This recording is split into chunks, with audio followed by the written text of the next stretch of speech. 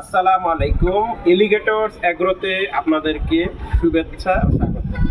আজকে আমরা আমাদের এই প্রতিবেদনে যে বিষয়টি নিয়ে আপনাদের সাথে কথা বলবো সেটি হচ্ছে, এখন দেখা যাচ্ছে মুরগি বা মোরগের রানীক্ষেত রোগের প্রকোপ অনেক বেড়ে গিয়েছে। আমরা একটা মোরগ নিয়ে এসেছি। সে মোরগটা আপনার কিছুদিন যাবৎ আপনার চুনা পায়খানা করছে এবং চুনা পায়খানা করার ফলে মুরগিটা ধীরে ধীরে দুর্বল হয়ে যাচ্ছে।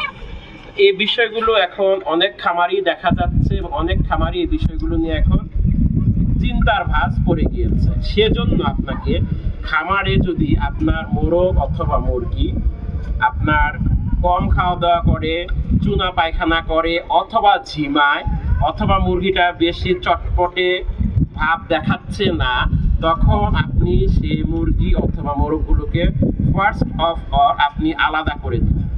যখন আপনি সেগুলো আলাদা করে দিবেন, আলাদা করে আপনি একটি জায়গায় রাখবেন, তারপরে তার মেইন অসুখটা আইডেন্টিফাই করার চেষ্টা করবেন। অনেক সময় করাইজা হচ্ছে, অনেক সময় মুরগি দুর্বলে সেখানে রানীক্ষেত হচ্ছে। সেই ক্ষেত্রে আপনি রানীক্ষেতে যদি আপনার সাথে আবার নাক দিয়েও পানি পড়ার প্রকোপ দেখা যায়, তখন আপনি কি করবেন, তাকে ভিটামিন সি আগে দেওয়ার চেষ্টা করবেন। ভিটামিন সি সকল রোগের একটা বিরাট সাপ্লিমেন্ট হিসাবে কাজ করে থাকে। এরপরে ভিটামিন B12 তাকে দিবেন। এছাড়া যখন নাক দিয়ে পানি পড়ছে দেখছেন, তাকে আপনি ঠান্ডার একটা ওষুধ দিতে পারেন। তো এই কয়েকটি ওষুধ দিয়ে আপনি তাকে ভালোভাবে দিনগুলো পার করার চেষ্টা করবেন। সবচেয়ে বড় কথা হচ্ছে, মুরগি যেখানে থাকে সেই জায়গাটা প্রতিনিয়ত পরিষ্কার করবেন। যখন আপনি প্রতিনিয়ত পরিষ্কার করবেন, তখন সেখানে কোনো ধরনের অসুখ বা রোগ আক্রান্ত করতে পারবে না। এরপর আপনি সেই জায়গার যে খাঁচাটা আছে, সেই খাঁচাটা আপনি ভালো করে স্প্রে করবেন ভাইরোসিড দিয়ে। এতে সেখানে যে কোনো ধরনের জীবাণু থাকুক না কেন, সেগুলো নষ্ট হয়ে যাবে। এছাড়া আপনার তখন মুরগিগুলো ধীরে ধীরে সুস্থ হতে থাকবে।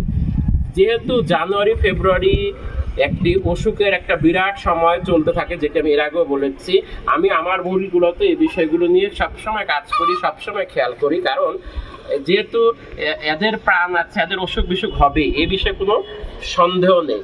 কিন্তু আপনাকে ঠিক সেভাবে প্রিপারেশন নিয়ে থাকতে হবে। যত আপনি প্রিপারেশন নিয়ে থাকবেন, যত আপনি প্রিপারেশন নেবেন, তত আপনার খামারটা ভালোর দিকে এগিয়ে যাবে। মনে রাখবেন, চেষ্টা আপনার খুবই খুবই দরকার। চেষ্টা ছাড়া আপনার খামারে কখনোই সফলতা নিয়ে আসবে না। সেই সাথে মুরগির কখন কোন অসুখ হচ্ছে সেটি আপনাকে অবশ্যই আইডেন্টিফাই করতে হবে। আসসালামু আলাইকুম।